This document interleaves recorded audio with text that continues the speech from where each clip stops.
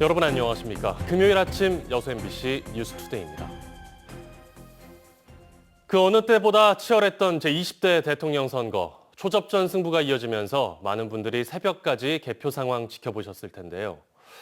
전남은 여전히 민주당 후보에 대한 지지세가 강했지만 윤석열 후보가 보수정당 후보로는 역대 최고 득표율을 기록하며 결국 승리했습니다. 문형철 기자입니다.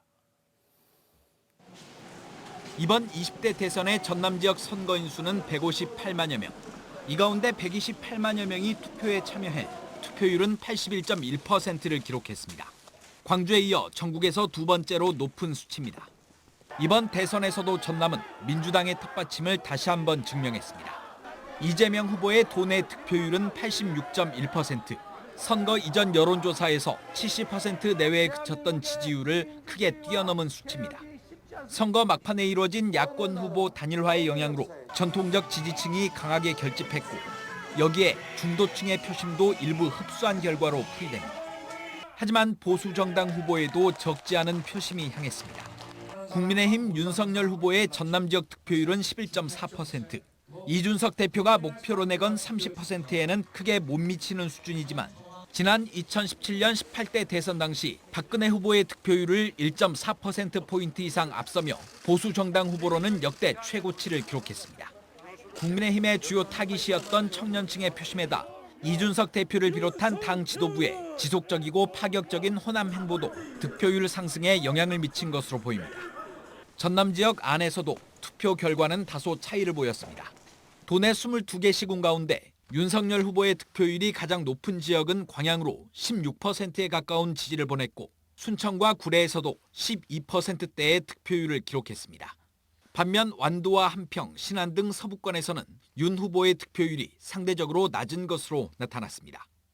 일단 산업화 베이스가 있는 동부권에서 보수 후보에 대한 지지율이 조금 더 높았던 것 같고요. 그리고 이제 20, 30대 비율들이 이쪽이 더 많았던 것도 동부와 서부를 비교했을 때 더 높은 득표율이 나온 원동력인 것 같습니다.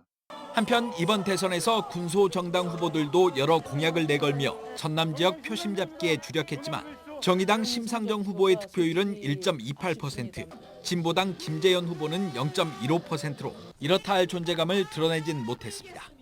MBC 뉴스 문형철입니다. 치열한 접전 끝에 제20대 대통령으로 윤석열 국민의힘 후보가 당선됐습니다.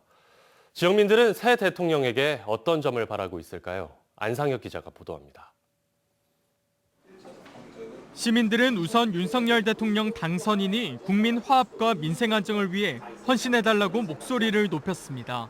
선거 과정에서 발생한 계층 간 갈등과 대립을 완화시키고 국민과의 소통을 이루는 것이 최우선 과업이라고 꼽았습니다. 진짜로 우리나라는 분리된 그런 갈등이 없었으면 좋겠습니다. 서로 통합돼가지고 잘 이끌어줬으면 좋겠습니다. 경제위기 극복과 함께 빠른 일상 회복에 대한 요구도 잇따랐습니다. 코로나19 장기화로 사라진 일상 속에서 경제적인 어려움은 갈수록 커지고 있다는 겁니다.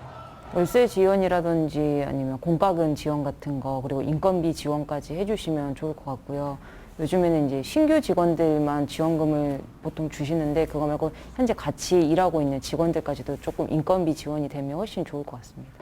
청년들이 꿈꿀 수 있는 나라를 만들어야 한다는 목소리도 높았습니다. 가장 중요한 것은 취업과 내 집 마련이었습니다. 취업이 중요하니까 그래서 그렇게 미리부터 교육을 통해서 미래를 준비하는 그런 정책이 있었으면 좋겠습니다. 청년이 일을 해서 자기 집 마련을 한다는 건 거의 불가능합니다. 그 원룸이나 그 이제 작은 아파트 같은 거를 이제 대여를 좀 그 국가에서 제공함으로써 그렇게 해서 청년들이 자립을 한다면 소외와 차별을 겪는 우리 사회 소수의 목소리에도 귀를 기울여 달라고 호소합니다. 장애를 갖고 있는 분들이 그 형편이 많이 어렵다 보니까 일을 할 수 있게끔 해줘야 하는데 지금 현재 있는 깔려있는 정책들이 일을 할 수 없는 정책이 돼버린 겁니다. 장애인에 관련된 인프라들이 많이 부족한 것 같아요. 윤석열 대통령 당선인이 지역 공약으로 내세웠던 신재생 에너지 단지 조성과 우주 항공산업 클러스터 구축, 광양항 활성화 등을 차질 없이 실현시킬 수 있을지도 지역민들의 최대 관심사입니다. MBC 뉴스 안상혁입니다. 선거운동 기간 내내 국민의힘은 광주 전남 핵심 공약에 대한 집중 지원을 약속했습니다. 그런 만큼 인수위원회부터 차기 정부의 중점 과제로 추진할 수 있도록 실천 의지를 보여줘야 할 텐데요. 한신구 기자의 보도 보겠습니다. 윤석열 20대 대통령 당선인은 출마 선언 이후 7번이나 호남을 찾아서 민심을 두드렸습니다. 수도권과 경북권 등 타 지역보다 낙후된 호남의 현실을 잘 알고 있다며 과감한 국가 균형 발전 정책의 시행을 강조했습니다. 특히 광주를 찾아선 4차 산업혁명 시대 핵심 기술로 꼽히는 AI 선도도시 조성과 군공항 이전 등 지역 발전 청사진을 거듭 제시했습니다. 광주가 대한민국의 아시아의 세계의 AI 거점 도시가 되게 저와 윤석열이 만들겠습니다, 여러분. 광주시와 전남도는 대선 기간 윤석열 후보와 국민의힘에 지역 중점 사업에 대한 공약 반영을 요청했고 이 가운데 광주 8개, 전남 24개 사업이 채택됐습니다. 이제 관건은 이들 사업들이 차기 정부의 핵심 국정과제로 채택될 수 있도록 하는 노력입니다. 후보 때 표심 공략을 위해 공약은 했지만 당선 이후 공약 이행률은 높지 않았던 전례 때문입니다. 실제로 광주 공약의 경우 박근혜 정부는 14.5% 이행하는 데 그쳤고 문재인 정부는 80%대 이행률을 보이고 있는 게 그 반증입니다. 이준석 대표는 대선 승리 이후 곧바로 광주를 찾아서 광주와 호남에 대한 당의 애정이 이번 대선만이 아닌 앞으로도 계속될 것임을 강조했습니다. 그렇지만 말만이 아닌 행동으로 보여줘야 하는 것도 바로 이런 맥락에서입니다. 그러기 위해선 곧 만들어질 대통령직 인수위원회부터 챙겨야 하고 빠진 사업들은 추가로 반영될 수 있도록 광주시와 전남도, 지역 정치권도 한 목소리로 나서야 합니다. 다음 주 수요일에 국정과제 선정 TF 회의를 개최해서 공약을 구체화하는 방안도 논의를 할 것이고 인수위하고 어떤 식으로 접촉을 해서 효과적으로 유례 없이 초접전을 보였던 20대 대선은 윤석열 당선인의 승리로 끝이 났지만 차기 정부 5년 지역 발전을 위한 지자체 간의 경쟁은 이제부터 본격적으로 시작됐습니다. MBC 뉴스 한신구입니다. 전남 제1의 도시인 여수시가 시립미술관 건립을 추진하고 있습니다. 현재 건립 장소는 2차례 설문조사를 거쳐 예울마루 망마공원이 가장 유력하게 검토되고 있는데요. 오는 2025년까지 280억 원이 투입될 예정입니다. 최우식 기자입니다. 여수 시립미술관 건립과 관련해 가장 관심을 끌었던 부분은 건립 장소입니다. 지난해 6월 말 1차 설문조사에서는 박람회장 한국관이 가장 높았고 다음으로 망마공원과 남산공원이었지만 여러 여건상 현실적인 문제로 한국관이 배제된 가운데 최근 실시된 설문조사에서는 예울마루 망마공원이 1순위로 결정됐습니다. 후보 선택 이유에 대해서는 관광객 및 시민의 접근성이 영위하므로 문화도시로서의 위상을 높일 수 있다가 가장 많이 응답을 해주셨고요. 대상지 선정 고려 사항에 대해서는 대중교통 이용 편의성을 1순위로 가장 많이 응답해 주셨습니다. 현재 도내에는 광양에 도립미술관이 있고 인근 지역의 규모가 비슷한 자치단체로는 남원시와 정읍시, 진주시가 시립미술관을 운영하고 있습니다. 여수시는 전남 제1의 도시임에도 그동안 시를 대표하는 미술관이 없었다며 대외적으로 취약한 문화예술 기반을 개선하기 위해 시립미술관 건립을 추진하고 있습니다. 또 이번 용역 결과를 문화체육관광부의 공립미술관 사전평가 자료로 적극 활용하고 중앙투자심사나 실지 설계 용역 등 남아있는 행정 절차를 차질 없이 추진한다는 계획입니다.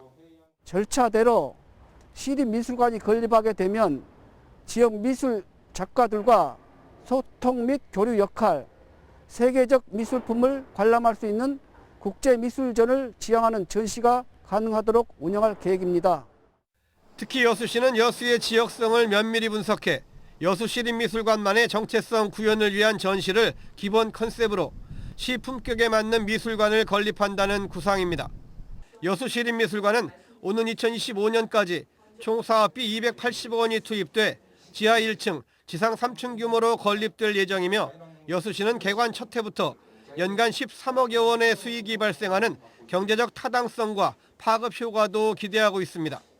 MBC 뉴스 최우식입니다. 여수시가 올해 시정 방향을 알리고 시민들의 의견을 듣기 위한 온택트 시민과의 대화를 시작합니다.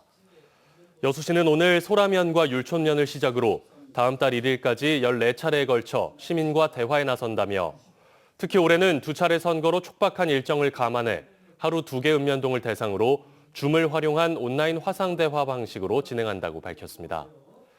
여수시는 지난해 시민과의 열린 대화에서 수렴된 324건의 건의사항에 대해 분기별 보고회와 사후관리 시스템을 활용해 체계적인 해결책 모색에 나서왔다고 덧붙였습니다.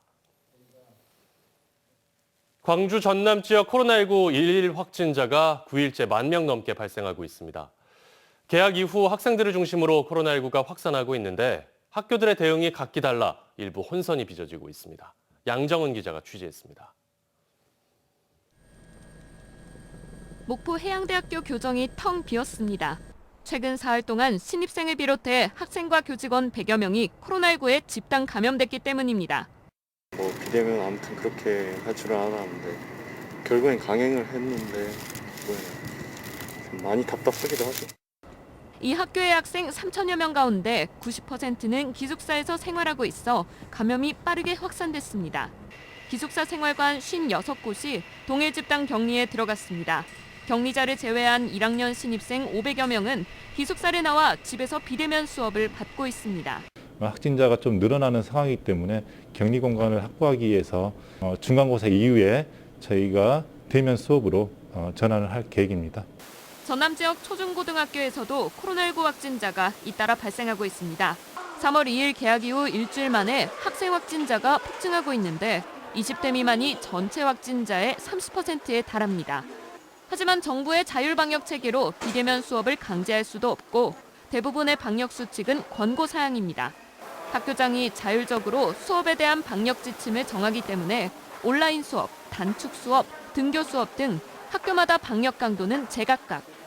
교장 선생님의 철학에 따라서 안전을 중시하시는 분이 있고 또 수업을 중시하는 분들이 있어서 안전을 많이 중시하게 되면 그 비대면 수업 쪽으로 전환을 좀 많이 가고요.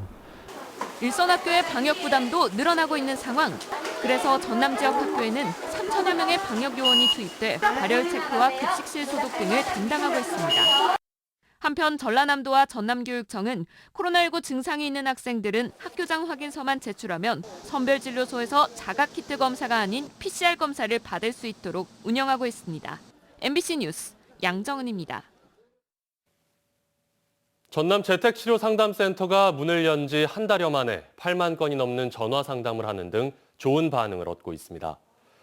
상담 내용 가운데는 재택치료자가 불편을 겪고 있는 의료기관 연계 비대면 진료와 처방이 19,000여 건에 달하는 것으로 나타났습니다.